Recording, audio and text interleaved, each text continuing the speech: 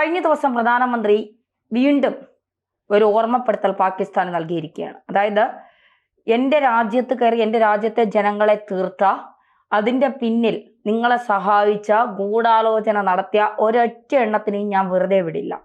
തിരിച്ചടി നീയൊക്കെ വിചാരിക്കുന്നതിലും അപ്പുറമായിരിക്കും. മൻ കി ബാത്തിലാണ് പ്രധാനമന്ത്രി ഇക്കാര്യങ്ങൾ കൃത്യമായി പറയുന്നത്. പാകിസ്ഥാന് നല്ല ഭയമുണ്ട് തിരിച്ചടി എങ്ങനെയായിരിക്കും. ഇന്ന് പാകിസ്ഥാന്റെ റെയിൽവേ മന്ത്രി പറയുന്നു 130 ആണവായുധങ്ങൾ ഞങ്ങൾക്കുണ്ട്. ഇത് ഞങ്ങൾ കാണാൻ വച്ചിരിക്കുന്നതല്ല, എല്ലാം ഇന്ത്യയുടെ നെഞ്ചു പുലർക്കാനായി ഞങ്ങൾ സജ്ജമാക്കിയിട്ടുണ്ട് എന്നുള്ളതാണ്. നയതന്ത്ര പ്രഹരം നൽകി കഴിഞ്ഞു പാകിസ്ഥാന്. ഇനി എങ്ങനെയായിരിക്കും? ഈ സംഭവത്തിൽ എടുക്കേണ്ട ആദ്യത്തെ നിലപാട് സർക്കാർ എടുത്തു. അത് നയതന്ത്രപരമായിട്ടുള്ള അടിയായിരുന്നു. അങ്ങനെയാണ് അതിൻ്റെ വെള്ളം മുട്ടിച്ചത്. അതേപോലെ തന്നെ തൊട്ടടുത്ത് തന്നെ വെള്ളം മുട്ടിക്കുക മാത്രമല്ല, നിന്നെ വെള്ളം കുടിപ്പിക്കുകയും ചെയ്യും എന്ന് പറഞ്ഞിട്ട് സ്ലം നദിയിലൂടെ ഉറി എന്ന് പറയുന്നതായിട്ടുള്ള സ്ഥലത്തുള്ള ഡാം തുറന്നു വിട്ട് നമുക്ക് എന്തൊക്കെ ചെയ്യാൻ കഴിയും ഈ രീതിയിൽ എന്നുള്ളത് അവരെ ബോധ്യപ്പെടുത്തി കൊടുത്തു വന്നു.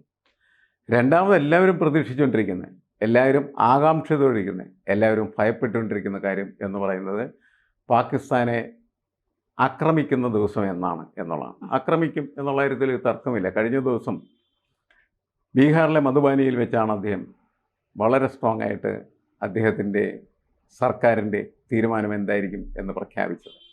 അതായത് ഈ പഹൽഗാമിലെ കൊലപാതകത്തിന് തീർച്ചയായിട്ടും ഇന്ത്യ പകരം ചോദിച്ചിരിക്കും. അതിൻ്റെ പിന്നിൽ പ്രവർത്തിച്ചിരിക്കുന്നതായിട്ടുള്ള ഗൂഢാലോചനക്കാർ, അതിനോടൊപ്പം നിന്ന ആളുകൾ, അവരൊക്കെ ഏതു മാളത്തിൽ ഒളിച്ചാലും അവിടെ നിന്ന് പിറക്കി പുറത്തിട്ട് നശിപ്പിക്കും എന്ന് വളരെ കൃത്യമായിട്ട് അദ്ദേഹം മധുബാനിയിൽ പ്രഖ്യാപിച്ചിരുന്നു. അതിൻ്റെ ഒരു ആവർത്തനമാണ് ഇപ്പോൾ മൻ കി ബാത്തിൽ നമ്മൾ കേട്ടത് എന്നാണ് മനസ്സിലാക്കേണ്ടത്. എന്ന് വെച്ചാൽ സർക്കാരിൻ്റെ ഒരു പദ്ധതി എന്ന് പറയുന്നത് പാകിസ്ഥാനെ ആക്രമിക്കുക എന്നുള്ളത് തന്നെയാണ്. കാരണം പാകിസ്ഥാൻ്റെ സഹായത്തോടു കൂടി അല്ലെങ്കിൽ ഹമാസിൻ്റെയും ഒക്കെ ഇടപെടലിലൂടെ വലിയ തരത്തിൽ ഭീകരപ്രവർത്തനം നടത്തി ഇന്ത്യയിലെ നിഷ്കളങ്കരായിട്ടുള്ള മനുഷ്യരെ, പ്രത്യേകിച്ച് ടൂറിസ്റ്റുകൾ, പട്ടാളക്കാരെ ആക്രമിക്കുന്ന പോലെയല്ല ടൂറിസ്റ്റിനെ ആക്രമിക്കാമെന്നോ അല്ലെങ്കിൽ സിവിലിയൻസിനെ ആക്രമിക്കാമെന്നോ, അങ്ങനെ ഒരു യുദ്ധതന്ത്രത്തിലും ഉപയോഗിക്കാൻ പാടില്ലാത്തതായിട്ടുള്ള കുറ്റകൃത്യം ചെയ്തു കഴിഞ്ഞിരിക്കുന്ന സാഹചര്യത്തിൽ അതിനെതിരെ ശക്തമായിട്ട് ഇന്ത്യ തിരിച്ചടിച്ചില്ല എന്ന് വിചാരിക്കാം. എങ്ങനെയായിരിക്കും ഇന്ത്യയിലെ ജനങ്ങൾ ഈ സർക്കാരിനെ കാണുന്ന മോശം സർക്കാർ എന്നുള്ള കാര്യം? അപ്പോൾ ഈ സർക്കാരിൻ്റെ കർത്തവ്യം നിർവഹിക്കേണ്ടത് ആവശ്യമാണ്. അതിനുവേണ്ടി സർക്കാരിന് പ്രവർത്തിച്ചേ പറ്റൂ. ആ പ്രവർത്തനം എന്ന് പറയുന്നത് കൈവിട്ടു പോകുന്ന പ്രവർത്തനം ആകാൻ പാടില്ല. കാരണം നേരത്തെ പറഞ്ഞു, ഞങ്ങളുടെ അടുത്ത് ഇങ്ങനെ ഒരുപാട് ആണവായുധങ്ങൾ വെച്ചിട്ടുണ്ട് എന്ന്. പാകിസ്ഥാനെ അടിക്കണം, പക്ഷേ അടിക്കുമ്പോൾ അവനെ ഭ്രാന്ത് പിടിപ്പിക്കുന്ന രീതിയിൽ അടിക്കാൻ പാടില്ല എന്നുള്ളതാണ്. കാരണം അവൻ ഭ്രാന്തനായി കഴിഞ്ഞാൽ ഈ അവൻ്റെ കയ്യിലിരിക്കുന്ന ആയുധങ്ങളെല്ലാം ഈ പറഞ്ഞ ഇന്ത്യയുടെ നെഞ്ചിലേക്ക് അവനെ എയ്ത് വിട്ടാൽ അതിൻ്റെ നഷ്ടം വലിയ നഷ്ടം തന്നെയായിരിക്കും. അപ്പോൾ യുദ്ധത്തിൽ സാധാരണ രീതിയിൽ അങ്ങനെ പ്രവർത്തനത്തിലേക്ക് വരില്ല. കാരണം അത് സർവനാശത്തിൻ്റെ ഒരു തുടക്കം മാത്രമായിരിക്കുള്ളൂ. കാരണം നമ്മൾ ആക്രമിക്കുന്നു, അവർ തിരിച്ചാക്രമിക്കുന്നു, അവരുടെ കയ്യിലുള്ള എല്ലാ ആയുധങ്ങളും ഉപയോഗിക്കാൻ അവർ തീരുമാനിക്കുന്നു.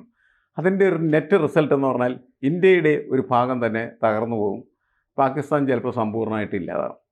പാകിസ്ഥാൻ സമ്പൂർണ്ണമായിട്ട് ഇല്ലാതാവണം എന്ന് ഒരിക്കലും അതിൻ്റെ ഭരണ നേതൃത്വത്തിലിരിക്കുന്നത് കരുതുകയില്ല. അപ്പോൾ അടി കൊണ്ടാൽ പതുക്കെ പമ്മിയൊക്കെ ഇരിക്കും.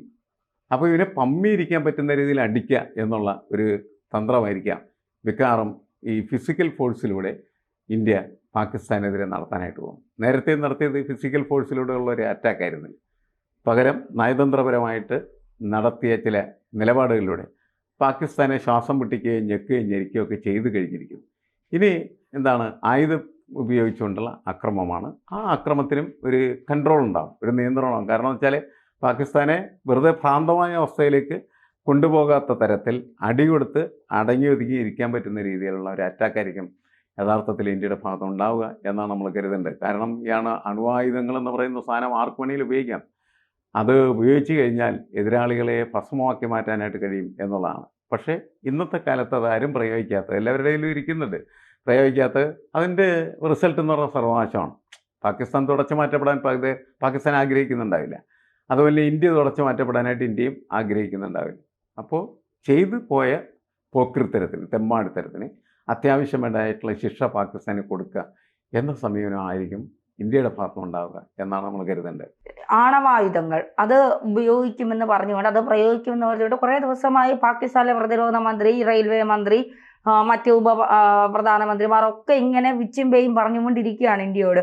പക്ഷെ അപ്പോഴും ഈ ഇന്ത്യയുടെ നാവികസേന, കരസേന, വ്യോമസേന എല്ലാം സജ്ജമായി നിൽക്കുന്നുണ്ട്. നേരത്തെ പറഞ്ഞല്ലോ, ഉറി ഡാം തുറന്നു വിട്ടുകൊണ്ട് ആദ്യം വെള്ളം കുടിച്ചോ, പിന്നീട് വെള്ളമില്ലാതെ തീരാം എന്നുള്ളതാണ്. ഇന്ത്യ പറയുന്നത് അവിടുത്തെ സാധാരണക്കാരുടെ ജനങ്ങളെ ബുദ്ധിമുട്ടിക്കണമെന്നല്ല, ഭീകരതയെ വളർത്തുന്നവരെ തുടച്ചു നീക്കണം എന്നുള്ളതാണ് ഇന്ത്യ മുന്നോട്ട് വയ്ക്കുന്ന നിലപാട് എന്ന് പറയുന്നത്. അപ്പോ എല്ലാ ഭീകരർ എവിടെ, നിങ്ങൾ എന്ത് തിരിച്ചടിയാണ് നൽകാൻ പോകുന്നതെന്ന് പ്രതിപക്ഷം ചോദിക്കുന്നുണ്ട്. ചില വാർത്താ മാധ്യമങ്ങൾ ചോദിക്കുന്നുണ്ട്. ദിവസം ഇത്രയുമായി 23-ാം തീയതി നടന്ന സംഭവമാണ്, 24-ാം തീയതി. അപ്പൊ ഇത്രയും ദിവസമായിട്ട് നിങ്ങൾ എന്തുകൊണ്ട് ഭീകരരെ പിടിക്കുന്നില്ല, എന്തുകൊണ്ട് തിരിച്ചടി നൽകുന്നില്ല? അപ്പോ ഇതിൽ കുറെ രാഷ്ട്രീയ നിരീക്ഷകർ, ഭാഷനെ പോലുള്ളവരൊക്കെ പറയുന്നത് വികാരമല്ല വിവേകമാണ് ഇവിടെ നമ്മൾ കൃത്യമായി പ്രയോജനപ്പെടുത്തേണ്ടതെന്ന്. അങ്ങനെ തന്നെയല്ലേ ഇതിനെ കാണേണ്ടത്? അല്ല, അങ്ങനെയാണല്ലോ രാഷ്ട്രത്തിൻ്റെ നയതന്ത്രം രൂപപ്പെടുത്തേണ്ടത്. അങ്ങനെയാണ്. വികാരപരമായ വ്യക്തികൾക്ക് പ്രതികരിക്കാം, പക്ഷേ രാഷ്ട്രങ്ങൾക്ക് ഒരിക്കലും അങ്ങനെ പ്രതികരിക്കാനായിട്ട് പാടില്ല എന്നുള്ളതാണ്. ഈ സംഭവം ഉണ്ടായതിനു ശേഷം അതിനെക്കുറിച്ചുള്ള വളരെ സൂക്ഷ്മമായിട്ടുള്ള അന്വേഷണങ്ങളും നിരീക്ഷണങ്ങളും നടത്തി കുറ്റക്കാർ ആരാണ് എന്ന് കൃത്യമായിട്ട് കണ്ടെത്താനായിട്ടുള്ള പരിശ്രമമാണ് ആദ്യം നടത്തേണ്ടത്. അപ്പോൾ സസൂക്ഷ്മമായിട്ടുള്ള വീക്ഷണവും നിരീക്ഷണവും ശാസ്ത്രീയമായിട്ടുള്ള നിഗമനങ്ങളുമാണ് ഇതിൻ്റെ ആദ്യത്തെ സ്റ്റെപ്പ് എന്ന് പറയുന്നത്. അത് ഏതായാലും സർക്കാർ നിർവഹിച്ചുകൊണ്ടിരിക്കുകയാണ് ചെയ്യുന്നത്. സർക്കാരിൻ്റെ രഹസ്യാന്വേഷണ ഏജൻസികൾ ഇതിനാവശ്യമായിട്ടുള്ള അന്വേഷണങ്ങൾ, അതിൻ്റെ ഡാറ്റകളൊക്കെ ശേഖരിച്ചുകൊണ്ടിരിക്കുകയാണ് ചെയ്യുന്നത്. ഇതിൽ എന്താണ് സംഭവിച്ചത്, ആരാണ് ഇതിന് നേതൃത്വം കൊടുത്തത്, ആരാണ് അതിൻ്റെ പിന്നിൽ പ്രവർത്തിച്ച രഹസ്യ സംവിധാനങ്ങൾ, ഇതൊക്കെ കൃത്യമായിട്ട് കണ്ടെത്താനായിട്ടുള്ള ശ്രമം നടന്നുകൊണ്ടിരിക്കുന്നുണ്ട്. ഒപ്പം ഇന്ത്യയുടെ ഭാഗത്ത് ഇന്ത്യക്കൊപ്പം ജീവിക്കുന്നതായിട്ടുള്ള ആരെങ്കിലുമൊക്കെ അതിനകത്ത് ഉണ്ടായിരുന്നോ എന്ന അന്വേഷണം നടക്കുകയും ആ അന്വേഷണത്തിൽ ചിലരുണ്ടായിരുന്നു എന്ന് സർക്കാർ കണ്ടെത്തുകയാണ് ചെയ്തിരിക്കുന്നത്. അപ്പോൾ അവരോ അവരുടെ കുടുംബമോ അതേപോലെ തന്നെ അവരുടെ വീടോ അതൊക്കെ സമ്പൂർണ്ണമായിട്ട് നശിപ്പിക്കലല്ല യഥാർത്ഥത്തിൽ പട്ടാളത്തിൻ്റെ ഒരു ലക്ഷ്യം എന്ന് പറയുന്നത്. അവരെ മാത്രം ഒറ്റപ്പെടുത്തി നശിപ്പിക്കുക എന്നുള്ളതാണ്. അവരുടെ കുടുംബം എന്ന് പറയുന്നത് ഒരു ഇന്ത്യൻ കുടുംബമായിട്ട് തന്നെ മിക്കവാറും പട്ടാളം കണക്കാക്കും എന്നുള്ളതാണ്. അവരുടെ വീടൊക്കെ തകർത്തു എന്നുള്ളത് ശരിയാണ്. എങ്കിൽ പോലും അവിടെ ഒരു കരുതൽ യഥാർത്ഥത്തിൽ ഇന്ത്യൻ പട്ടാളത്തിൻ്റെ അടുത്ത് ഉണ്ടാകേണ്ടത് ആവശ്യമാണ്. കാരണം അവരെ നമുക്ക് ശത്രു നിരയിൽ നിർത്താൻ പാടില്ല എന്നുള്ളതാണ്. അതിനകത്തൊരു ശത്രുവുണ്ട്, ആ ശത്രുവിനെ പക്ഷേ ഉന്മൂലനം ചെയ്യണം. പക്ഷേ അതിനോടൊപ്പം നിൽക്കുന്നതായിട്ടുള്ള നമ്മളുടെ രാജ്യത്തിനൊപ്പം നിൽക്കാൻ തയ്യാറാവുന്ന അവരുടെ കുടുംബം, അവരുടെ കുടുംബത്തിലുള്ള സ്ത്രീകൾ, കുട്ടികൾ, അവരെയൊക്കെ കരുതലോടെ തന്നെ കാത്തുവെച്ചുകൊണ്ടായിരിക്കണം ഈ ശക്തികളെ ഉന്മൂലനം ചെയ്യാനായിട്ട്. അതിൻ്റെ സമീപനങ്ങളായിരിക്കും നടക്കുക. അവിടെയാണ് കൂടുതൽ വിവേകപരമായിട്ടുള്ള ഒരു പ്രവൃത്തി നമ്മുടെ ഭാഗത്തുനിന്നുണ്ടാവേണ്ടത്. നമ്മളവിടെ നമ്മുടെ വിചാരത്തള്ളലിൽ അല്ലെങ്കിൽ വികാരത്തള്ളലിൽ നമ്മൾ ചെന്ന് പെട്ടുകഴിഞ്ഞാൽ അത് വലിയ അപകടമായി തീരും. അതായത് വിചാരം എന്ന് പറയുന്നത് വിവേകപൂർവമായിട്ടുള്ള വിചാരമായി മാറുകയാണെങ്കിൽ കാത്തിരുന്ന് ക്ഷമയോടെ ശത്രുവിനെ കൃത്യമായിട്ട് സ്പോട്ട് ഔട്ട് ചെയ്തിട്ട് എന്ത് ചെയ്യാം, നശിപ്പിക്കാം. അതല്ല, ഈ വിചാരം പോലും ഒരു വികാരത്തിൻ്റെ മേൽ സഞ്ചരിക്കാൻ തുടങ്ങിക്കഴിഞ്ഞാൽ എന്തെങ്കിലും ചെയ്തേ പറ്റൂ എന്ന നിലയ്ക്ക് എവിടെയെങ്കിലും ആക്രമണങ്ങൾ നടത്താം. ആളുകൾക്കത് ഇഷ്ടമായിരിക്കും, പക്ഷേ തന്ത്രപരമായിട്ടുള്ള ഒരു നീക്കം എന്ന നിലയ്ക്ക് അതിനെ പരിഗണിക്കാനായിട്ടുള്ള ശ്രദ്ധ കുറവ്. അതുകൊണ്ട് കാത്തിരുന്ന് സൗകര്യപ്രദമായിട്ടുള്ള സമയം കിട്ടുമ്പോൾ ശത്രുവിനെ അടിക്കാനുള്ള സാധ്യത കൂടുതൽ. ശത്രു ശരിക്കും പിൻവാങ്ങുന്ന സമയത്താണ് അവനെ കയറി അടിച്ച് തകർക്കുക എന്നുള്ളത്. ശത്രു മുന്നോട്ട് വരുന്ന സമയത്ത് നമ്മൾ പതുക്കെ കുറച്ചും കൂടി മുന്നേറാനായിട്ട് സൗകര്യം കൊടുത്ത് നമ്മുടെ സൗകര്യത്തിന് കിട്ടുന്ന സമയത്ത് അറ്റാക്ക് ചെയ്ത് യുദ്ധത്തിൽ സാധാരണ ഉപയോഗിക്കുന്നതായിട്ടുള്ള ഒരു തന്ത്രമാണ്. അതായത് ശത്രു ദുർബലനായിരിക്കുമ്പോൾ കയറി അടിക്കുകയും ശത്രു ശക്തനായിട്ട് കയറി വരുന്ന സമയത്ത് വളരെ ക്ഷമയോടുകൂടി കാത്തിരിക്കുകയും ചെയ്യുക എന്ന് പറയുന്ന ഒരു സമീപനമാണ് എപ്പോഴും എടുക്കാറ്. അതാണ് ശരിയുമായിട്ടുള്ള കാര്യം. എനിക്ക് തോന്നുന്നു അങ്ങനെ ആയിരിക്കാം മിക്കവാറും നമ്മളുടെ മിലിറ്ററി ഫോഴ്സ് പ്രവർത്തിക്കുക. എന്തായാലും പാകിസ്ഥാന് ഒരു ഭയമുണ്ട്, പാകിസ്ഥാൻ സമ്മർദ്ദത്തിലാകുന്നുണ്ട്. കാരണം തിരിച്ചടികൾ എങ്ങനെയാകും, നേരത്തെ ഉറി നടന്ന സർജിക്കൽ സ്ട്രൈക്ക് പോലെയൊക്കെ മണ്ണിൽ കയറി അടിക്കുമ്പോൾ എന്നുള്ള ഭയം ഉണ്ട്. അതുകൊണ്ടാണ് സൈനിക മേധാവിയൊക്കെ പാകിസ്ഥാൻ വിട്ടു, മറ്റു രാജ്യങ്ങളിൽ അഭയം തേടി എന്നൊക്കെയാണ് പുറത്തു വരുന്ന വിവരങ്ങൾ. സമ്മർദ്ദത്തിലാക്കിക്കൊണ്ട് കയറി അടിക്കുക എന്നൊരു തന്ത്രമാകുമോ ഇന്ത്യയുടെ ഭാഗത്തു നിന്നുണ്ടാകുന്നത്? അല്ല, അതിനുള്ള സാധ്യതകൾ കൂടുതലാണ്. ഒന്ന്, ഇന്ത്യയും പാകിസ്ഥാനും തമ്മിൽ സൈനിക ശക്തിയുടെ കാര്യം പരിശോധിക്കുമ്പോൾ പാകിസ്ഥാനേക്കാൾ എത്രയോ ശക്തമാണ് ഇന്ത്യയുടെ സൈനിക സംവിധാനം. ഇന്ത്യയുടെ കയ്യിലിരിക്കുന്നതായിട്ടുള്ള പടക്കോപ്പുകൾ, അത് ഉപയോഗിക്കാനായിട്ടുള്ള നമ്മളുടെ ശേഷി, ഇതൊക്കെ പാകിസ്ഥാനെ ആയിട്ട് താരതമ്യം ചെയ്താൽ ഇന്ത്യയുടേത് വളരെ ഉയർന്നതാണ്, മികച്ചതാണ്. അപ്പം അതുകൊണ്ട് പഴയ കാലത്തെ സംഭവങ്ങളിൽ നിന്ന് വ്യത്യസ്തമായിട്ടുള്ള രീതിയിൽ നമുക്ക് ഇന്ത്യ പാക് യുദ്ധം എന്ന് പറയുന്നത് കൊണ്ടുപോകാനായിട്ട് കഴിയും എന്നത് വളരെ കൃത്യമാണ്.